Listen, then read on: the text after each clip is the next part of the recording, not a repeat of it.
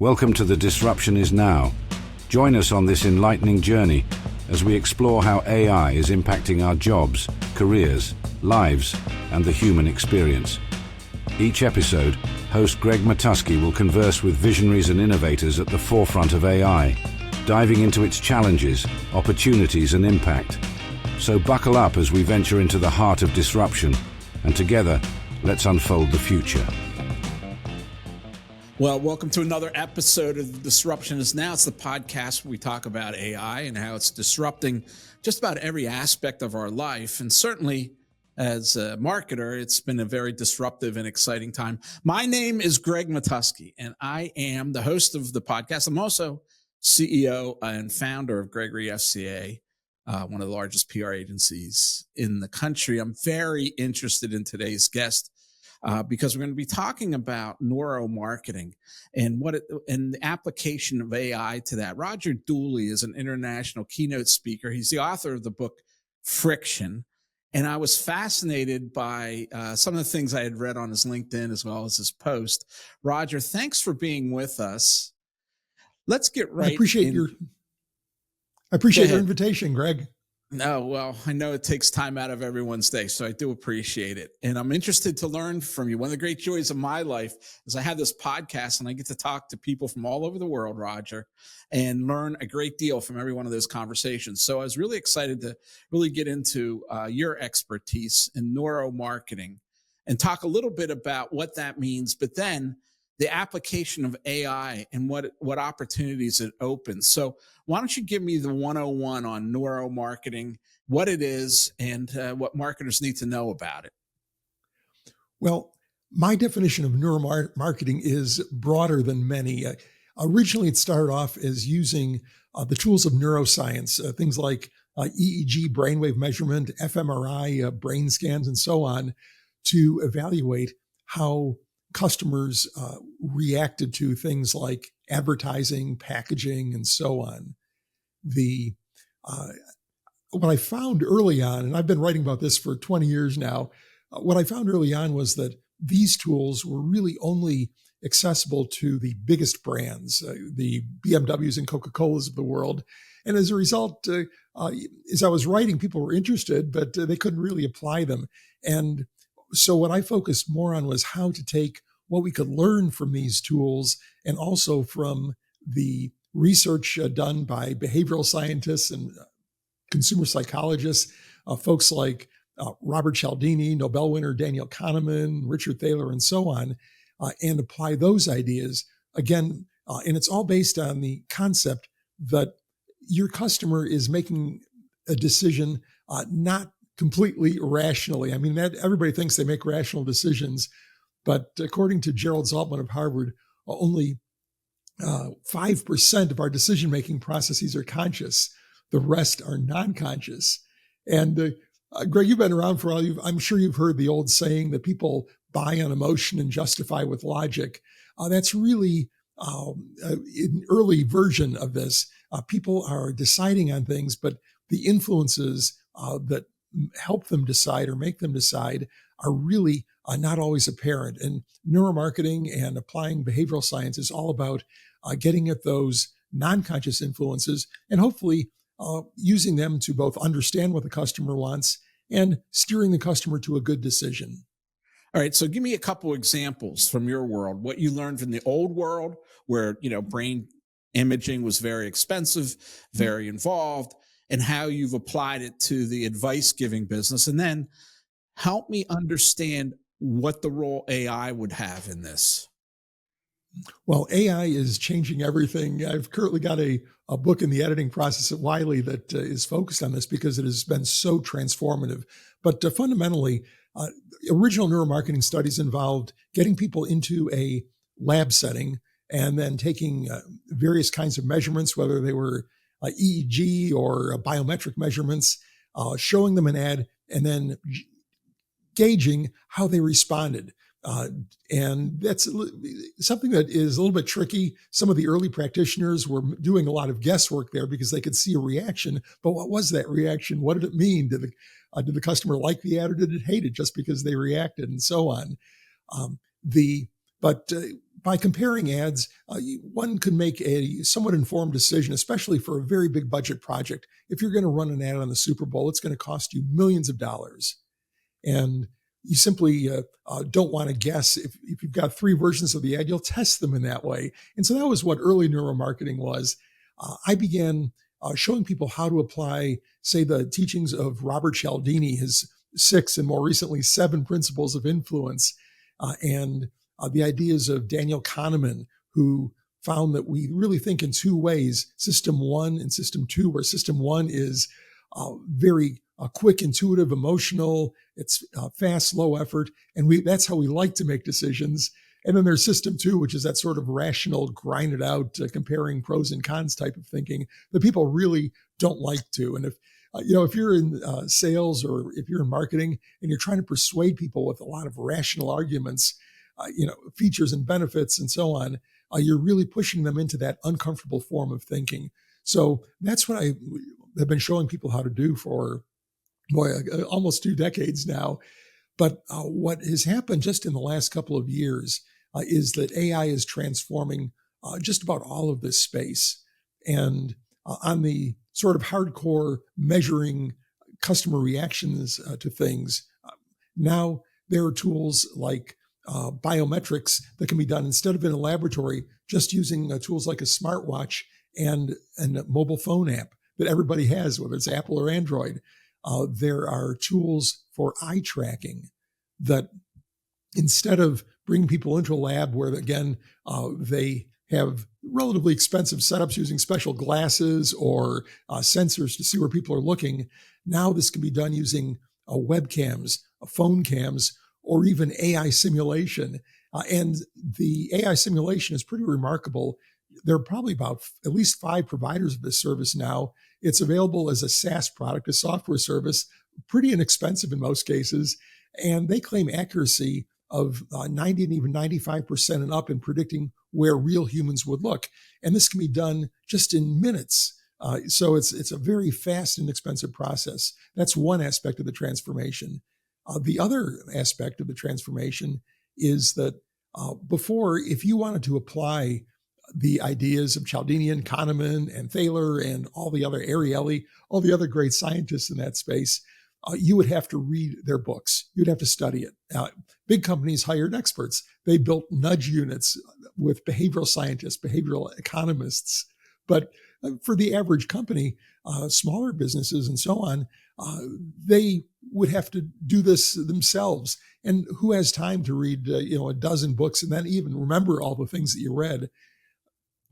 AI today is transforming that by turning into basically your behavioral science consultancy on demand, where you can get advice based on the ideas of those people that I mentioned and many others, really just by asking and prompting in the right way.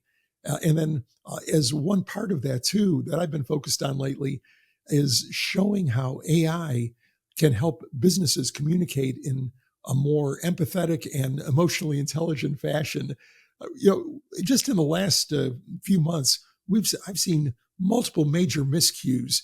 We saw Southwest basically abandon their core principles of their brand, and then massive customer outrage by long-term flyers who loved the brand the way it was.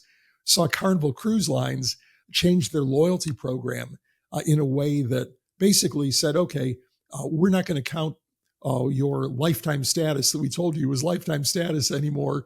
We're going to switch to a more transactional approach, and that's only going to operate on a 2-year cycle. And they did that in a way. They had a real problem to deal with. They had too many elite customers, but they did it in a way that was emotionally insensitive.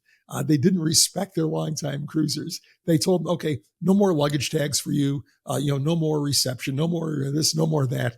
Even things that cost them nothing to do. And then just recently, in the last couple of days, we saw Cracker Barrel change their brand with this really, a hideous new logo that looked like an intern designed it. And then within a week, they're doing an about face saying, just kidding. Absolutely. And so, and you wonder, like, I'm sure you were sitting there, Greg, and saying, what were these people thinking when they made those decisions? Did they not anticipate that there would be a reaction from longtime customers? But what happens is executives can say, wow, we've got this business problem. We need to solve it and we're going to do it. And it's a full speed ahead without taking into account the emotional reactions of their customers. And believe it or not, what is going on behind that, Roger? I mean, we have more tools than ever. I definitely use AI to gain emotional intelligence. I'll be writing an email and realize that it's too forceful or it's too blunt. I'll put it through AI. It'll make a much better version of it if I communicate my concern about it to the machine. These tools are now available. They were available to the CEO of Cracker Barrel, and yet is it they're living in a silo? They're not really in contact with their customers. I appeared on CBS TV yesterday talking about this very issue, and I really think the logo was the tip of the spear, right? That was just one step too far. It's what broke the camel's back, to use a cliche, right? It's the old, how many candles can you take away before you don't see the light problem? This goes back 6 years ago to when Cracker Barrel started to lose foot traffic to the tune of 20%. Their stock price went down 70%, and they destroyed all the promises. They broke all the promises they had made to their legacy customer base, which was pretty simple proposition, right? Homemade food, or from scratch cooking rather, made well, served quickly in a comfortable environment at a reasonable price. And you can see TikTok and Instagram has done a great job of documenting how small the eggs have gotten, how small the pancakes have gotten. And then this hideous, as you said, logo. I joke, if I would have sent that to my creative director here at Gregory FCA, he would have told me this is one more reason you shouldn't be involved with design, if he would have seen that, if I would have sent it to him. But the real question for me is, when so many of these tools are available, why does the C-suite continue to make these blunders with regard to understanding and connecting emotionally on a legacy level with the customers who have supported the brand? Yeah, Greg, that's a great question. And I ask myself that question as well. It's because I have to believe that there was somebody in the room there when they were making this decision who said, wait a minute, this isn't right. This isn't going to work.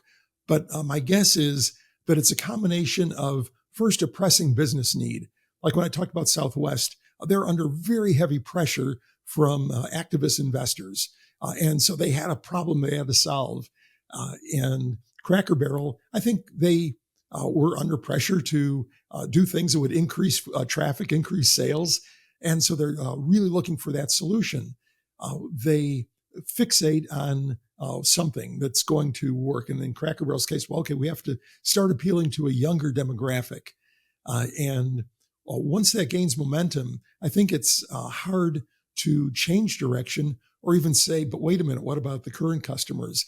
And particularly if you have a CEO who's perhaps more financially oriented than, say, people oriented or sales oriented, where they're, I think if you look at Jeff Bezos, his idea was to put the customer at the center of everything. And, this is one reason why Amazon has been so incredibly successful over the years. And what happens, I think, is that in many of these cases, the either CEO or the executives making these decisions don't really have the customer at the center. They are looking at the business problem that they're facing and putting that at the center. But in any case, I can't tell you why, but, let me say, Greg, you are doing exactly the right thing. When you say, okay, I'm going to send an email, I don't think the tone is quite right.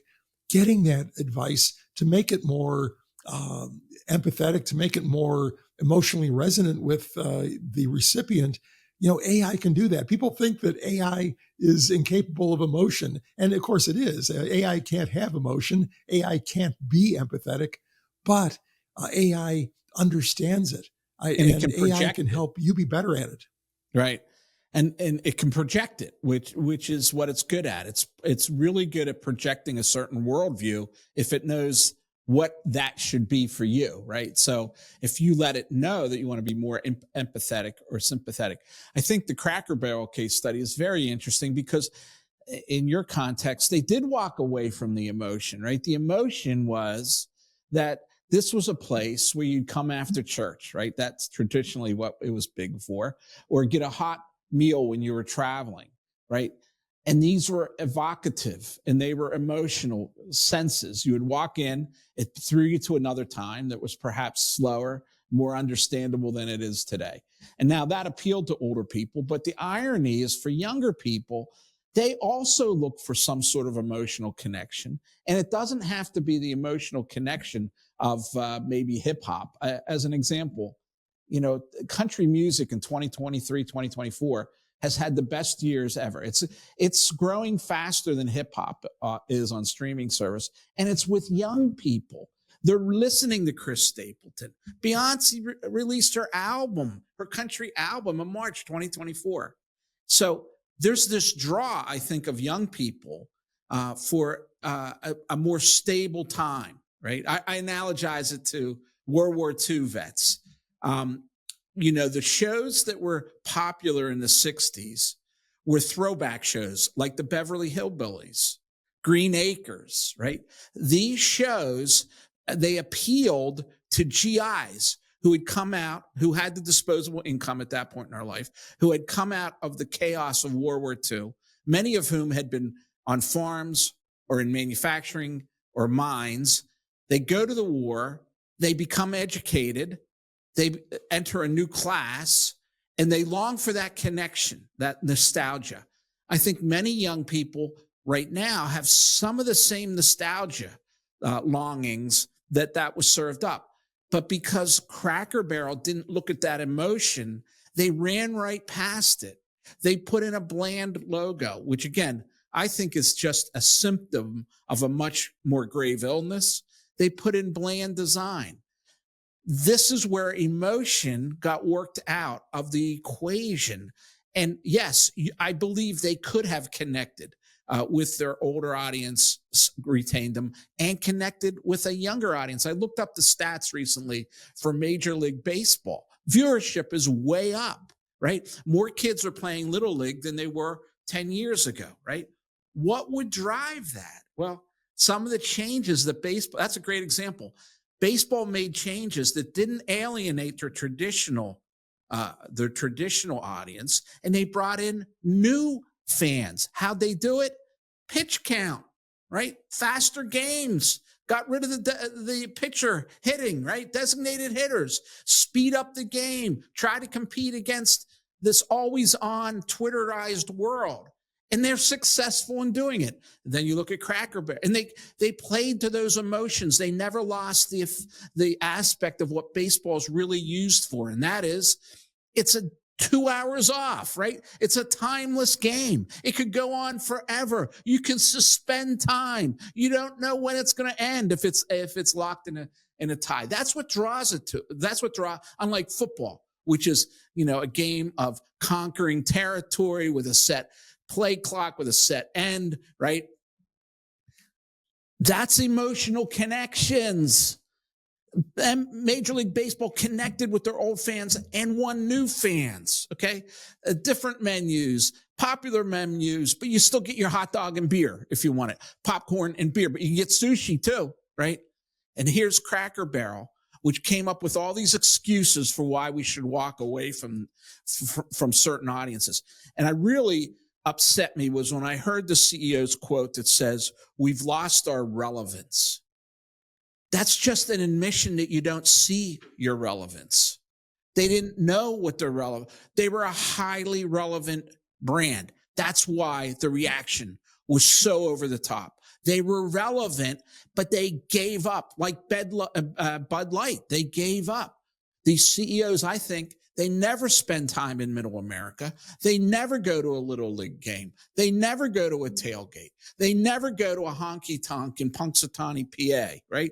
They're buying $36 cocktails on rooftop bars in Manhattan, and they forget how the rest of the world lives. And so they breach that emotional standard. I'll give up my rant and see it. You can tell me where I'm wrong. Please attack me and hammer me. I'm all ears. No, actually, I think you're spot on with that. There's sort of insularity, I think, about many of these decisions where, as you say, the executives are wrapped up in their own little world and their own problems. And some of these are real problems. Yeah. If your sales are declining, you got to do something. Problems. But at the same time, you have to do that in a way that hopefully doesn't alienate your best customers, but brings in new customers.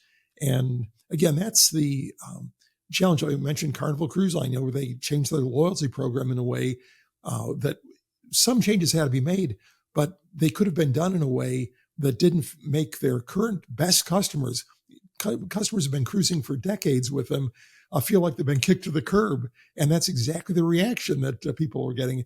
And, I think certainly I have to believe that in all of these corporate cases and many others, there were people there close to the decision who just either couldn't make their point or were afraid to make their point, saying, oh man, this is going to be terrible. I know it is, but nobody's listening, or they're afraid to speak up.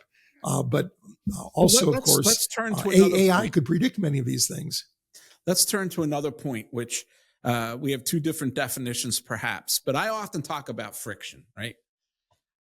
I had a real issue, Roger, and when I started my AI journey 4 or 5 years ago, before ChatGPT, I thought it was an existential threat to what we do, right? When machines can communicate, when they can write, when they can think, where does that leave us? So I made the conscious decision that we would invest heavily, and we were going to go down swinging. Like if it would take our jobs, at least we would understand it. And in fact, it's been the opposite. We have more work. We grew 36% this year than we've ever had, right? So a lot of the doomsday prophecy I didn't see coming. But one of the things I did see coming was this notion of friction. Now, you're an expert in friction with the consumer, with the customer, right? I'm an expert in organizational friction, in dealing with, in my world, we have to deal with clients, and then we have to deal with third parties, which are often the media, right?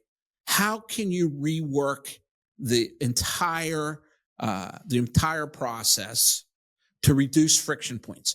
I saw something that I took a note on in one of your talks. I went to your speaker site, and you said, keep a notebook of friction points, right?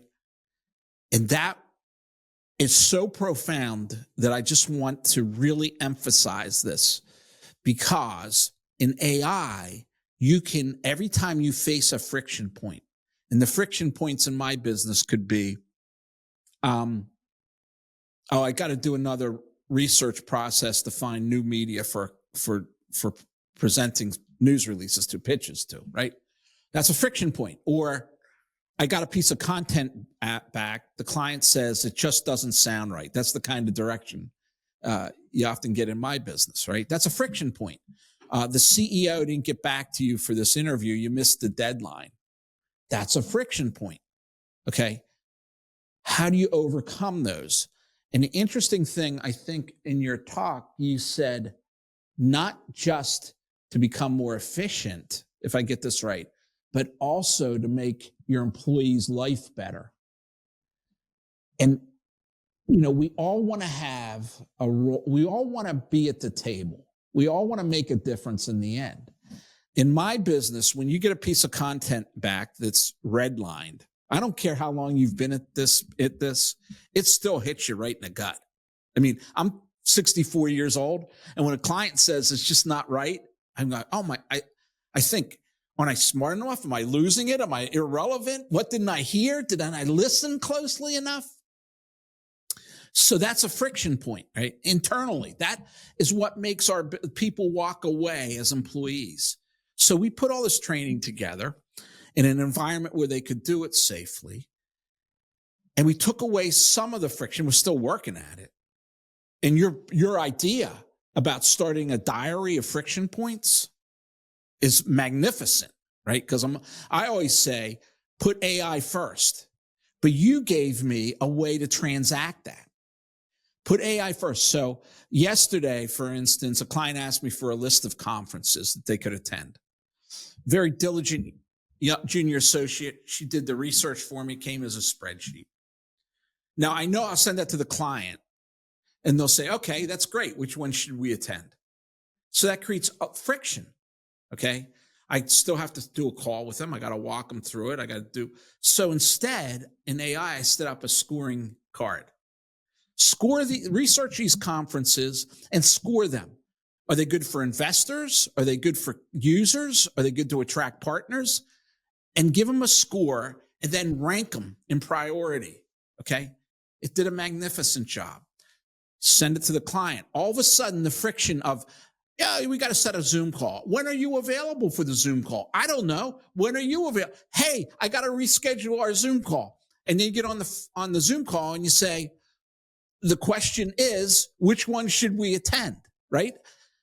So AI internally and externally overcomes those friction points. But I don't have a way to document them, and I'm going to steal that from you. And now I'm going to start documenting them. Am I getting that right? Is that what you see? Is there more to it? Well, I think there are two concepts there. I call it a friction log. A friction diary is fine too. And certainly you can do it in your own experience within your company. And when you see something, you make a note of it because that's something that you can work on and fix. But also, I like the idea of creating a friction log when you encounter friction in dealing with other companies, other parties. I was trying to upload a document on a for business site yesterday, and they had a portal, and I couldn't figure out. I could send them a message, but there was no way to attach a document to it. And so finally, I had to call them up and say, okay, I'm in the portal. How do I upload a document? Oh, you can't do that in the portal. You have to go back to the regular website and send us a message there. So to me, that would be the ideal entry for a friction log, because first of all, maybe you can help them by pointing that out to them, or even if not, you're training your brain to see friction in other people's experiences, because then when you look at what you're doing, you're going to say, oh, wait a minute, that same thing happens on our website. And I've actually seen that happen where, I've encountered a friction point someplace else. And I say, wow, this is really stupid. And then I think about it for a minute, but well, wait a minute, that my website does the same thing.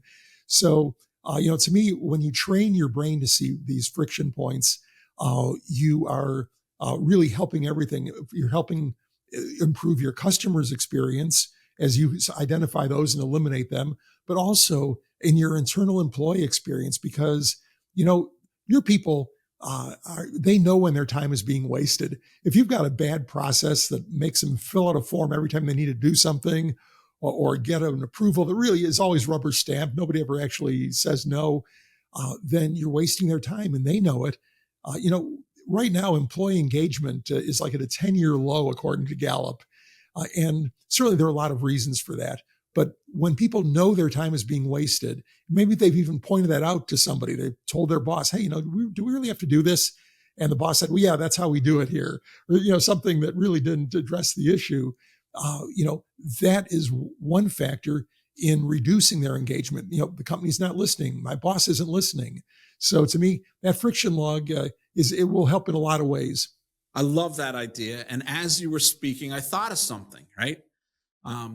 There was a competitor who did a webinar, right? It's on AI search, which we're big on, right? And it was generalized. The examples were generalized. And they said, download a white paper. I downloaded it. And because the examples were generalized, right, as far as what they were searching for, it didn't really apply to the people they were talking to. As an example, it said that Reddit was a big source of information for AI engines. Okay. And it is, if you're a consumer brand. Like, if you want to know what mountain bike to buy, yeah, it's good to go to Reddit and see 250 reviews from serious mountain bikers. Okay. But if you're B2B, right, Reddit ain't that great of a source all of a sudden. And if it is, it's probably something that's a marketing opportunity isn't valid. So as you were talking, that was a friction point for me. I had to look at this stuff and figure out, does this apply to me? does this apply to the market? How would I glean anything from this? Because obviously the study was done on consumer brands when this webinar was for B2B. So I was thinking, a friction point for me would be to do the seminar to overcome that, would to be a landing page specific to every prompt that this B2B market could do. And you could choose from it then. Imagine it was how to find the best physician in LA, how to find the best physician in Denver, that would have reduced the friction, right? And at the same time, increased the engagement, because I wouldn't have imposed on the consumer, on the customer, on the prospective client, the need to tease out that information. So you gave me two great ideas here. The friction log to be used not just internally, but also when things piss you off in the outside world and slow you down, and how that can affect. And secondly, right, how to use those things you see in the outside world and then apply them in your own business. So I really thank you for that. It was very insightful. The whole episode was insightful. I could come and ask you a ton of questions. I'm always interested in neuroscience, because my original business was writing. And I really believe that was a factor of spending a tremendous amount of time building neural pathways in my brain, right? That AI no longer needs me to tap, right? How to use commas, how to use semicolons, things like that. But AI has released me to do what you're talking about, to find how, to think more cognitively. How do we improve our operations? How do we really deliver a message, right? How do we create a message that lands with our audience instead of worrying about verb usage, how to write a lead, how to do a transition, how to, the Oxford comma, the M dash, right? Ridiculousness, but rather to really create a meaningful message for the audience. I was on a panel recently, and the one gentleman was really focused on how AI leads to cognitive decline. And I wanted to shake him. I really did. And say, dude, yesterday I spent 6 hours in the most intensive intellectual endeavor I have done in 5 years, right? To unravel the mystery of how AI engines find information. I mean, yeah, I may not remember how to do the Oxford comma anymore because my brain might shrink, but I sure did have a cognitive experience there. And that's where I see AI as being the greatest equalizer, is that we can focus now on those things that are most important, and we can get rid of those things which are tedious, time-consuming, friction points, things that let people leave your organization, things that disappoint our customers, and instead really work it. So give me again, how do people get in touch with you, Roger, as a speaker and as a consultant? Best place to start is rogerdooley.com. I've got links to basically all my content there. I've got a column at Forbes.com. I've got my neuromarketing blog, podcast, and so on. And I'm most active on LinkedIn and social media. So I would say rogerdooley.com and my LinkedIn profile, which is pretty easy to find under Roger Dooley, would be the places to start. Well, thanks for your time. It was very, very interesting. I could go on for 3 hours, but I know you have other things to get on to. I appreciate it when you give up your time. I learned a lot today. I hope my listeners and viewers do also. Well, thanks so much for having me on, Greg. It's been fun. This podcast is a production of Gregory FCA. If you enjoyed our discussion today and want to continue exploring the transformative power of AI, please check out more episodes and subscribe wherever you listen to podcasts.